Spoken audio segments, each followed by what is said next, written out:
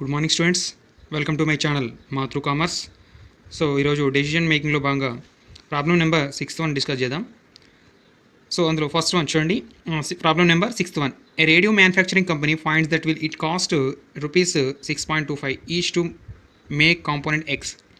The same is available in the market at rupees 5.57 each with as assurance of continued supply. The breakdown of cost is as follows: material 2.75, labor 1.75, other variable cost 0.40, depreciation and other fixed cost 1.25, total 6.25. Next, should be company make or buy. What would be your decision if the suppliers offers to the component at rupees 4.85 each?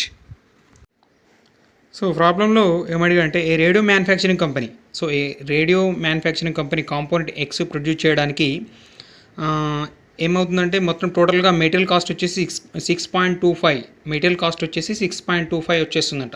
అంటే మెటీరియలే కానీ labour కానీ other variable కానీ depreciation కానీ other fixed cost కానీ total ఓవరాల్గా మనకు 6.25 cost వస్తుందంట.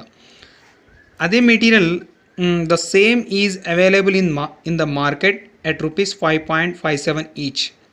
So అదే మెటీరియల్ అంట మార్కెట్లో అంటే మనకు 5.57 రూపీస్ వస్తుందంట కాస్ట్ అవైలబుల్, అంటే purchase from outside suppliers.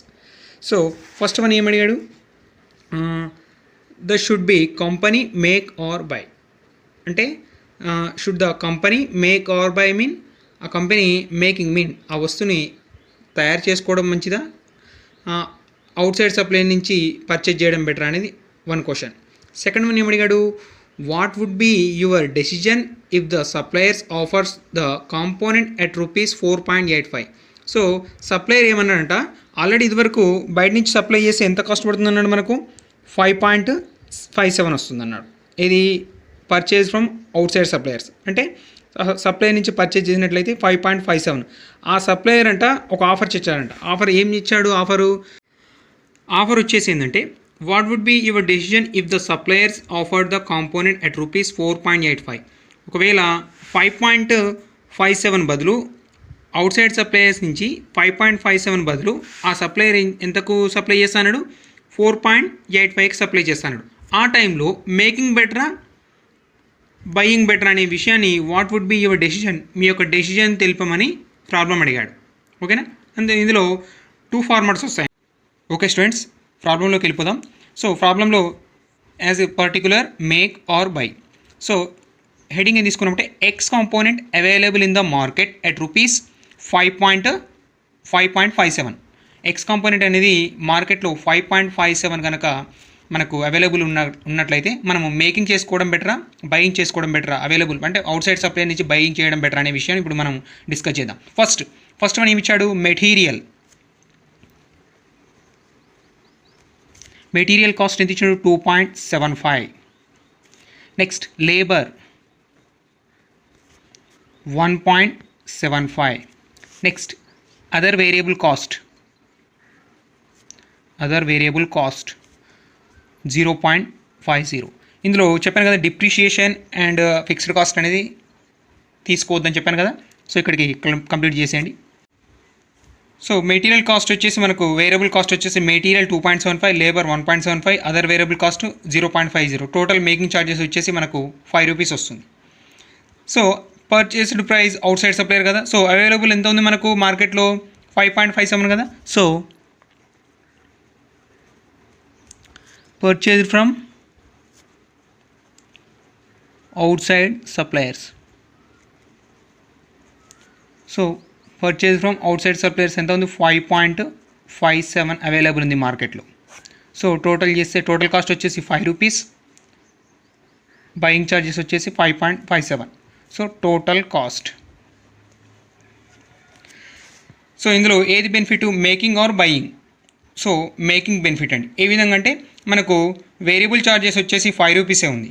Variable charges అంటే మనం మేకింగ్ అంటే మనం వస్తువుని తయారు చేసుకున్నట్లయితే ఛార్జెస్ వచ్చేసి 5 రూపీసే అవుతుంది మనకు టోటల్ కాస్ట్.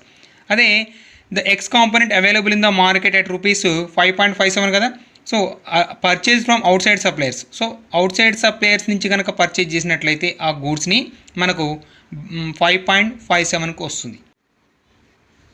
ఓకే స్టూడెంట్స్, దీనికి కంపల్సరీగా నరేషన్ నోట్ చేయాలి కాబట్టి చూడండి, variable expenses lower than the purchased price.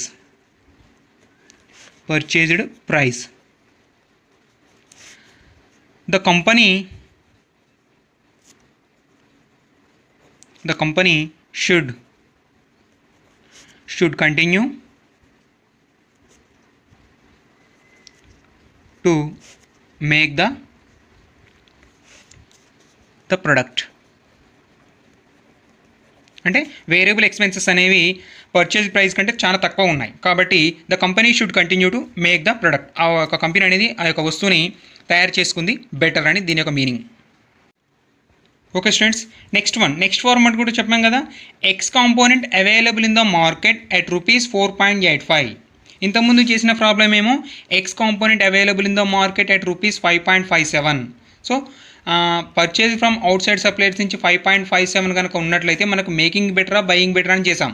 అంటే ఈ విధంగా వచ్చి మనకు మేకింగ్ బెటర్ అనుకున్నాం, ఎందుకంటే పర్చేజ్ ప్రైస్ కంటే మేకింగ్ ఛార్జెస్ అనేది తక్కువ ఉన్నాయి కాబట్టి. సో ఇప్పుడు ఈ ప్రాబ్లం ఏ విధంగా చేసామంటే X component available in the market at ₹4.85. అంటే వాడు ఆఫర్ ఇచ్చాడు కదా మనకు, సప్లయర్ ఏమని ఇచ్చాడు offer, what should be your decision if the suppliers offered the component at ₹4.85. 5.57 నుంచి 4.85కి తగ్గించాడు కాబట్టి ఆ టైంలో మనకు మేకింగ్ బెటరా బయింగ్ బెటర్ అని చూసుకున్నట్లయితే మెటీరియల్ ఛార్జెస్ సేమ్ వస్తాయి 2.75, labour 1.75, variable cost 0.40. So total వచ్చేసి ₹5. So purchase from outside suppliers నుంచి పర్చేజ్ చేసినట్లయితే మనకు ఎంత ఆఫర్ ఇచ్చాడు, మనకు 4.85 ఇచ్చాడు.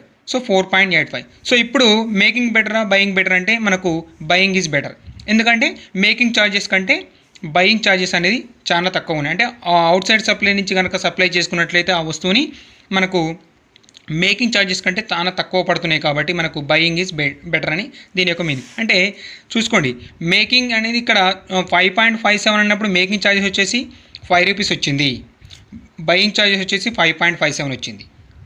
ఏది వాడు ఆఫర్ ఇవ్వకముందుకు. సో ఆఫర్ ఇచ్చిన తర్వాత ఎటువంటి ఆఫరు 5.57 నుంచి 4.85కి తగ్గించాడు కాబట్టి ఆఫర్ ఇచ్చినప్పుడు మనకు మేకింగ్ ఛార్జెస్ ₹5 అందులో మారదు, కానీ బయింగ్ ఛార్జెస్ మాత్రం ₹4.85 వచ్చింది. దీనికి నేరేషన్ కంపల్సరీ రాయాలని చెప్పాను కదా. సో నేరేషన్ వచ్చేసి purchased price lower then variable expenses, x component should be purchased from outside supplier. అంటే మేకింగ్ ఛార్జెస్ కంటే పర్చేజ్ అవుట్ సైడ్ సప్లయర్ నుంచి పర్చేజ్ చేసుకునే ఛార్జెస్ చాలా తక్కువగా ఉన్నాయి కాబట్టి x component should be purchase from outside supplier నుంచి purchase చేసింది బెటర్ అని దీని మీనింగ్.